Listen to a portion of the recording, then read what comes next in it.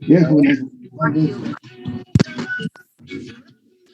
La mañana tomé parcial a, a los jóvenes de instrumentación. Y grande fue mi sorpresa porque esa materia también de noveno semestre me la habían bajado a séptimo. Yo no sé quién hay tan comedidamente hace todos esos cambios. ¿Por qué hacen esos cambios? Para, para poder ver, para poder ver la instrumentación, es necesario primero entender lo que es un sistema de control automático, o sea, un sistema que está basado en dos condiciones. Una que sea lineal y la segunda es de que sea un sistema realimentado. Entonces, allí aparecen dos premisas. La primera es de que la ecuación diferencial lineal va a ser el modelo matemático con lo que vamos a trabajar. Y fíjense, acá también seguimos trabajando con las ecuaciones diferenciales lineales porque hemos hecho derivadas parciales. Allá es a, a los coeficientes constantes, A, B, C, etc. Bien, pero ¿cómo? ¿Cómo voy a poder? Con razón, veía que estaba chuto eso. ¿Por qué? Veía que no me seguían, que no me siguen. Claro, antes veían solamente los electrónicos y era de noveno semestre, entonces ya estaban posaditos. Y esta mañana, de casualidad, así me puse a charlar con unos chicos. No, me dice, ya estás por recibir, me preocupa. No, ingeniero séptimo, ¿qué? Miércoles. O sea, ¿quién ha hecho esos programas? O sea, el mismo problema que tenemos con usted, que tengo con ustedes, que no me maneja ni la estática. No tienen, ahí, ahora ya más o menos la están agarrando el tema de la resistencia de los materiales. Todavía faltan sistemas hiperestáticos para poder llegar a entender esto.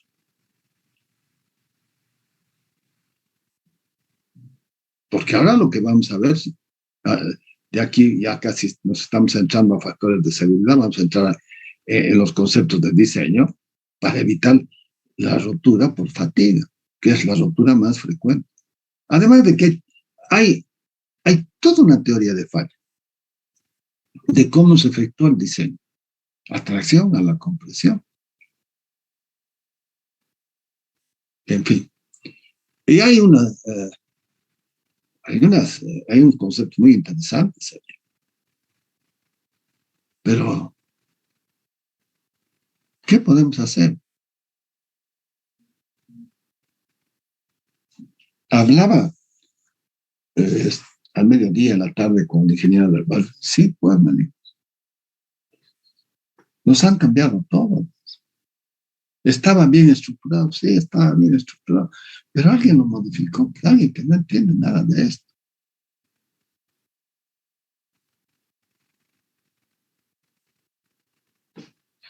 En fin, veremos más adelante cómo lo podemos nuevamente reorientar, porque así no es el problema de dar las clases, el problema es de que ustedes lo entiendan y le saquen el provecho correspondiente. Porque estábamos charlando, le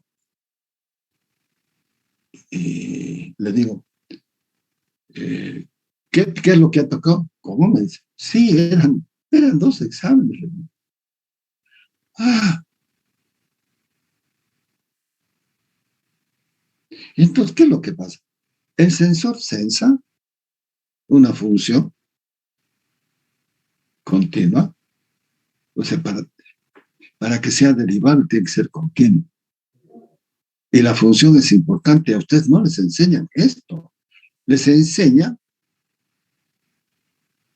a resolver los problemas de matemática aplicando fórmulas. El ensayo de tracción es una función, porque permanentemente está dando valores de las coordenadas, la deformación y el esfuerzo. O sea, la deformación la consideramos como variable independiente y el esfuerzo como variable dependiente. Pero estamos mirando toda una trayectoria de la función. Y cuando vamos a llegar al sigma de rotura, allí vamos a encontrar un máximo. Y en la fluencia también podemos encontrar, pero ese no va a ser un mínimo, va a ser un valor. Pero, ¿qué me dice el concepto de derivada? El concepto de derivada me dice cuando la tangente es horizontal, allí la derivada se vuelve nula, porque no hay pendiente, obvio.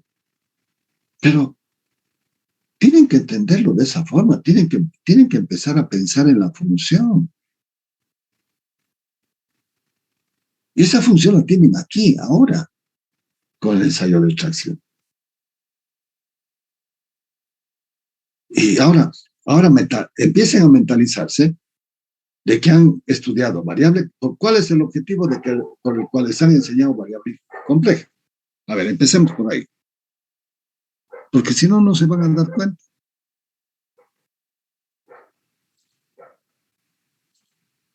¿Por qué les enseñaron variable compleja, variable imaginaria?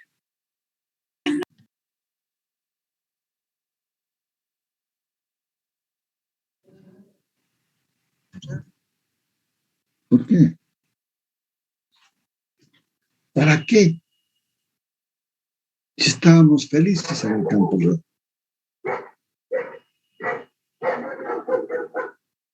Miren que estos señores se adelantaron. Es como pensar un campo virtual. Ahora le han dado el campo virtual, un campo virtual. Pero ¿qué es? Porque ahora hablamos del campo del virtual y lo real. ¡Wow!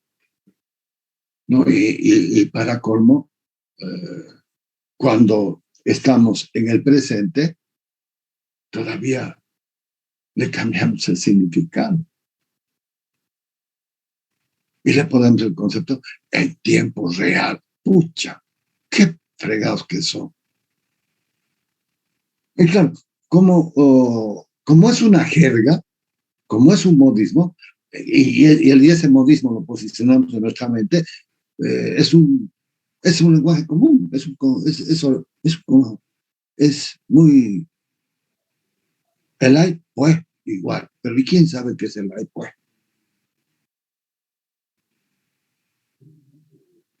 Pero ese modismo, pucha, lo agarró al mundo globalizado, que es peor.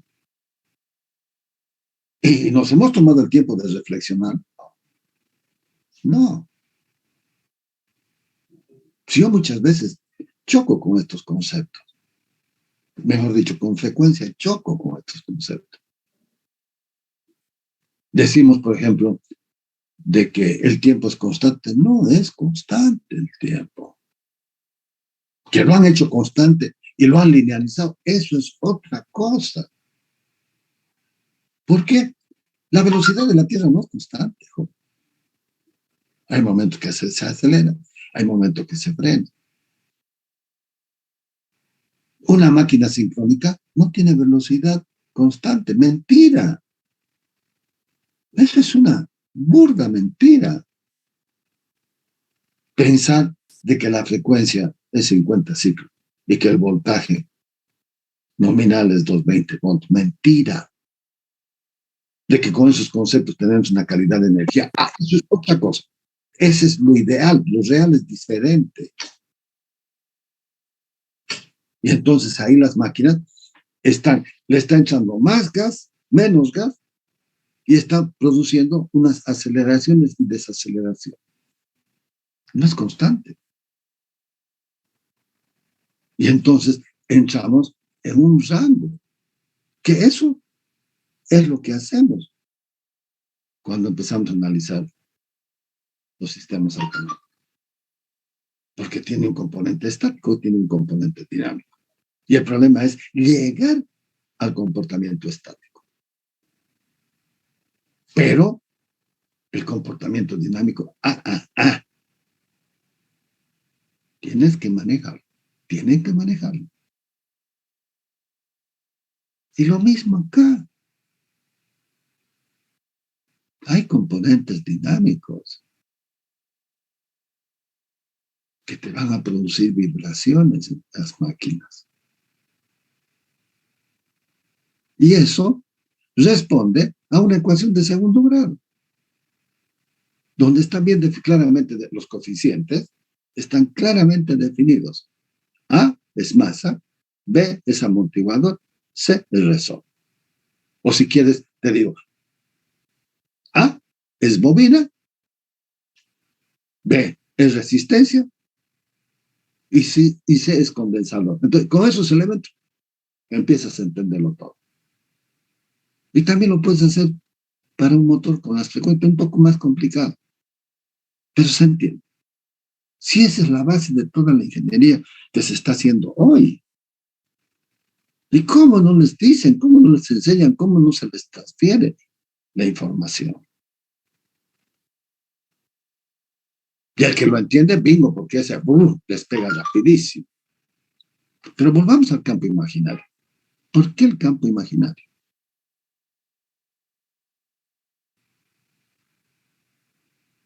Porque Newton, allá por el 1500, ahorita lo voy a buscar para que vean que yo no estoy mintiendo. Newton es sensacional. Yo creo que debe ser una de las mentes, junto con la de Albert Einstein y mi amigo, el parapléjico Hawkins, o otra lumbrera. Él es el que encuentra el denominado de los agujeros negros. ¿Pero qué son los agujeros negros? Son los puntos impropios que analizamos en la variable imaginaria, en la variable compleja. ¿Por qué? Vuelvo a preguntarles, ¿por qué ustedes, estudiantes de ingeniería, han visto la variable compleja?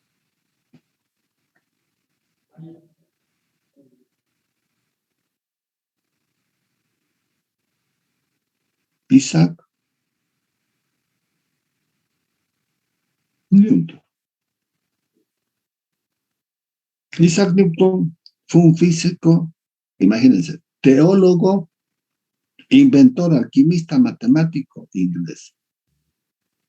Es el autor de la filosofía de la naturaleza, principio matemático, más conocido como el principio donde describe la ley de la gravitación universal y establece los bases de la mecánica clásica mediante leyes que llevan su nombre.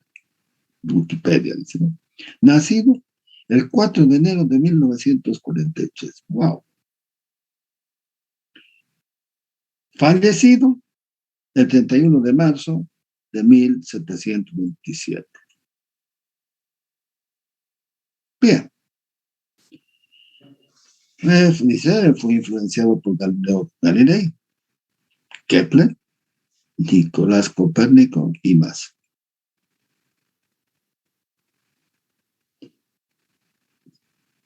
¿Cuál fue el aporte de Newton?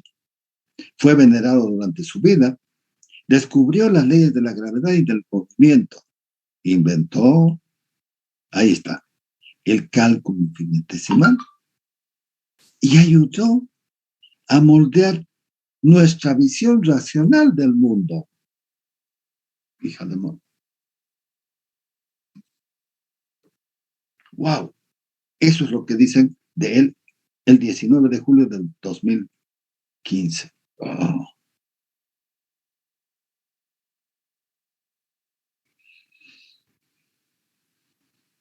¿Qué fue lo que le aportó al mundo?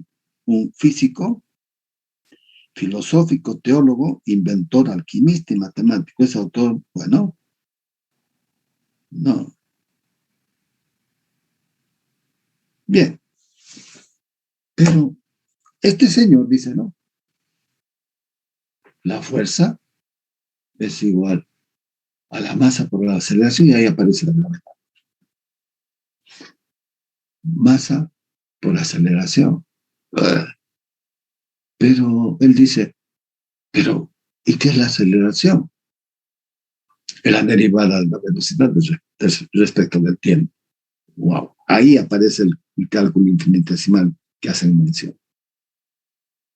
Pero dice, esto no es solamente esto, porque sabemos que la velocidad está relacionada al espacio-tiempo. Entonces, es la derivada segunda del espacio respecto del tiempo.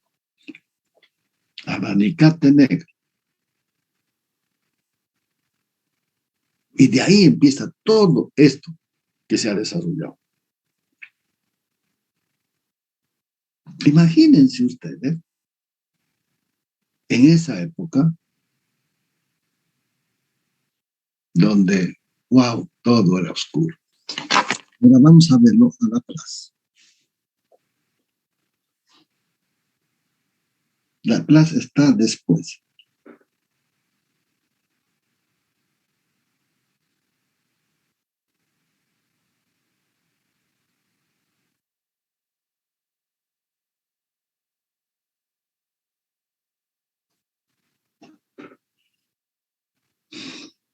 La plaza. También había sido Isaac Laplace, que coincidencia, yo no lo sabía. Isaac Newton, Isaac Laplace.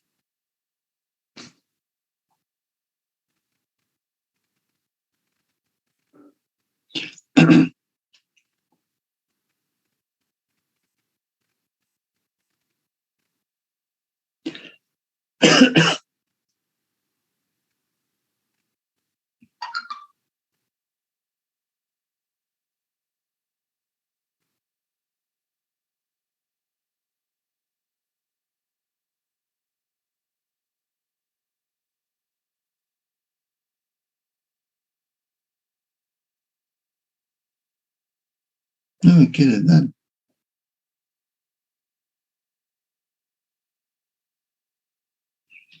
No les enseñaron a resolver ecuaciones diferenciales con la transformada de Laplace.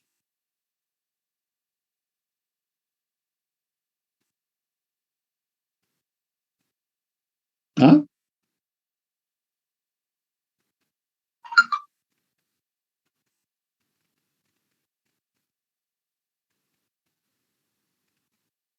Se han chipado.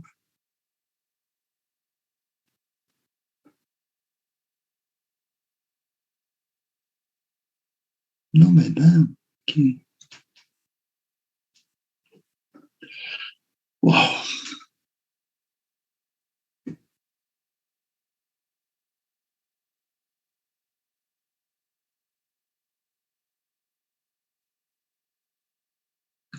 Francés.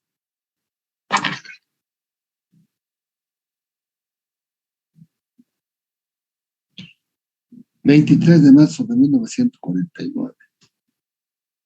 O sea, se estaba muriendo mi amigo Newton y este estaba casi naciendo. Y muere en el 1827. Fue astrónomo, físico, matemático francés, continuador de la mecánica newtoniana. Hizo un gran aporte el posterior descubrimiento de la transformada de Laplace y descubrió la ecuación de Laplace.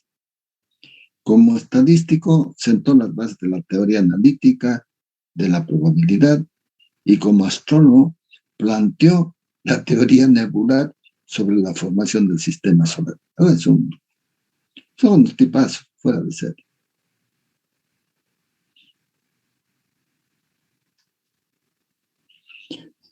¡Wow!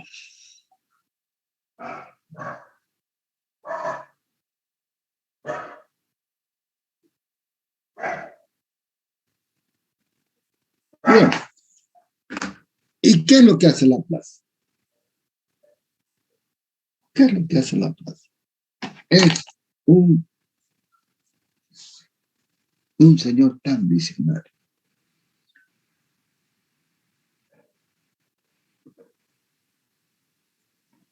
La variable compleja está porque dentro de los números aparece un número que elevado a la raíz puede ser cuadrada, enésima, un número negativo. ¿Y ahora cómo nos resolvemos esto? Dijeron. Y de allí salieron y entraron a lo que es la variable compleja que ustedes han estudiado. Y entonces lo primero que hacen es definir, bueno, de que sea continua no hay problema. ¿Sí? Una función continua. Ah, para que sea continua, para que sea derivable, tiene que ser continua. Y para que sea derivable, en el campo imaginario decimos que tiene que cumplir con las condiciones de Cauchy-Riemann. Eso significa que las derivadas cruzadas, o sea, las derivadas segundas, se cumplan. Donde ahora ya no es U, ya no es XY, sino es V. Para no confundir. Y después todo lo demás es lo mismo. Pero ahora sí, tiene que ser para que sea derivable, tiene que ser una función analítica, y para que sea una función analítica tiene que cumplir con las condiciones de Cauchy-Riemann. Es más exigente todavía. Y entonces empiezas a volar aquí. Pero ¿qué sucede? Lo que sucede es de que aparecen las integrales de primer tipo. Y las integrales de primer tipo es de 0 a n-pi. Y entonces, como es radio, calculas. Es como que estuvieras calculando al azar. Entonces haces 0, pi, 2pi, 3pi. Ay, pucha, y empiezas a entrar en un envolvente. Y si vos te fijas, y si ustedes se fijan, son las escaleras de un edificio donde entonces ahí empiezan a hablar de las superficies del nivel. Bien, pero, y dice, ¿no? Es la primera integral, la segunda integral, dice, ¿no? Igual que en el campo real, dice, de 0 a infinito. ¡Wow! Y se resuelve. Y las más jodidas aún, las del tercer tipo, las del primer tipo, la circular, dice, ¿no? La del tercer tipo es de menos infinito a más infinito. ¿No? Z diferencial de Z, obvio. ¡Wow! Y ahí empieza a elocubrar. Empiezan a volar. Pero esas integrales de tercer tipo, imagínate, venir desde menos infinito a 0 y de 0 a infinito. Entonces, dicen, no, vamos a descomponerla en dos componentes. Y eso es lo que hace Laplace. ¿Por qué voy a resolverlo como si fuera una integral de tercer tipo? Si lo que puedo decir es, no me interesa el sistema de control antes de que yo aprieto el botón, el push button, y arranco el sistema. Y entonces esa integral, él la convierte por el famoso operador laplaciano, una L, donde L es igual a la integral de 0 a infinito de E a la menos ST diferencial de T. Y eso es el operador laplaciano. Y entonces las ecuaciones me las simplificaron en una ecuación algebraica. Qué vivo, qué inteligente, qué visionario.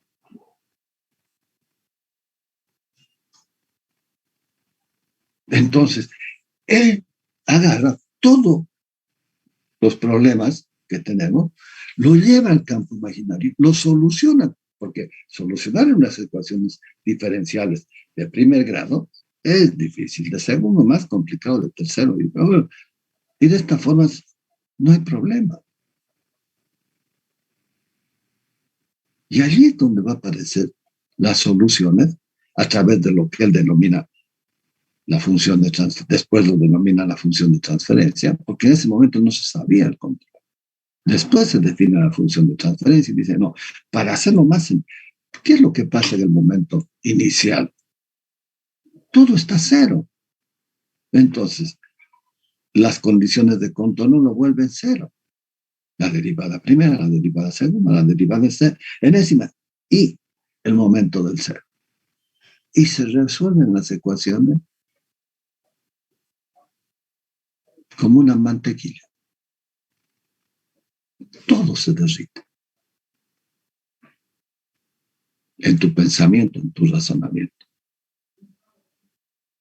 Y una vez que lo tienes todo eso, por eso es que necesitamos ecuaciones diferenciales lineales, porque después vas a descomponer y después vas a antitransformar y con los resultados vas a llegar al mundo real. Y ahí es donde aparecen las funciones hiperbólicas. ¿Les contaron este cuento? Y no sé No, quiénes, ingeniero. y no sé quiénes me están siguiendo. Ahí aparecen las funciones hiperbólicas que dejan de ser circulares. ¿Por qué? Porque apareció el E, el número neperiano. ¡Wow! Y ahí aparece ya Euler y aparece que las funciones trigonométricas, el seno, coseno, me las vuelven exponenciales. Empiezan a separar en la función par, impar, Fourier y avanzamos. Por eso es que necesitamos de que ustedes, los ingenieros electromecánicos, que en realidad son mecánicos, eléctricos y electrónicos, tengan que manejar estas herramientas. Y esto yo se lo he planteado en una reunión hace 3 años atrás al ingeniero Siles y le dije, no, ingeniero, hay que separar. ¿Cómo me va a decir eso si son multigrupos? Perdón, le dije, a mí no me interesa que sean multigrupos. A mí lo que me interesa es de que estos jóvenes que están estudiando esta disciplina, les den un tratamiento especial, porque si no andamos mal. Nosotros en mi universidad entramos primer año todos, los multigrupos, exacto. Éramos 20 multigrupos, no 9, de más de 100 cada uno. ¿Y qué sucedió? Pasamos al segundo año y ¡brum!, nos separaron. Los civiles por un lado y a nosotros por el otro.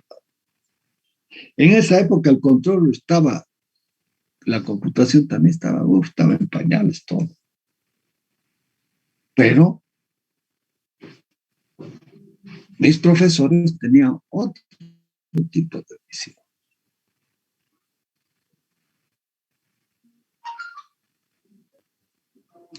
Y los eléctricos, mecánicos y los electrónicos teníamos lo que se denomina la matemática superior, que era esto: variable compleja, transformada de Laplace y funciones especiales. Así fue como yo llegué y aprendí todo esto, y después, cuando vino servomecanismos, era más fácil, y hoy en día es mucho más fácil todavía verlo a través de los paquetes del MATLAB, y hay otros paquetes más.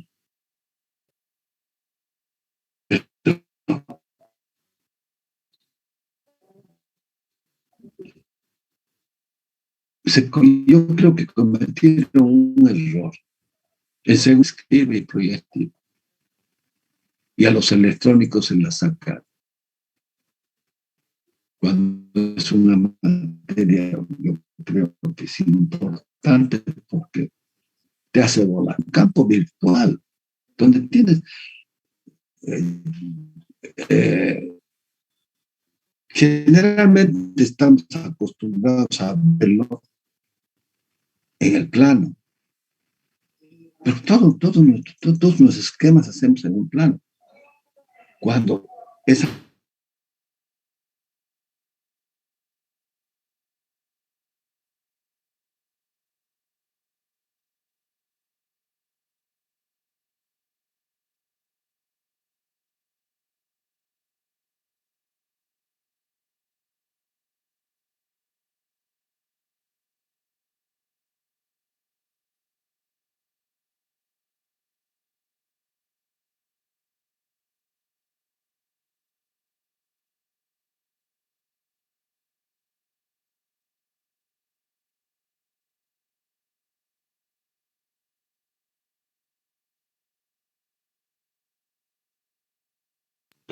Se salió el ingeniero, ¿no?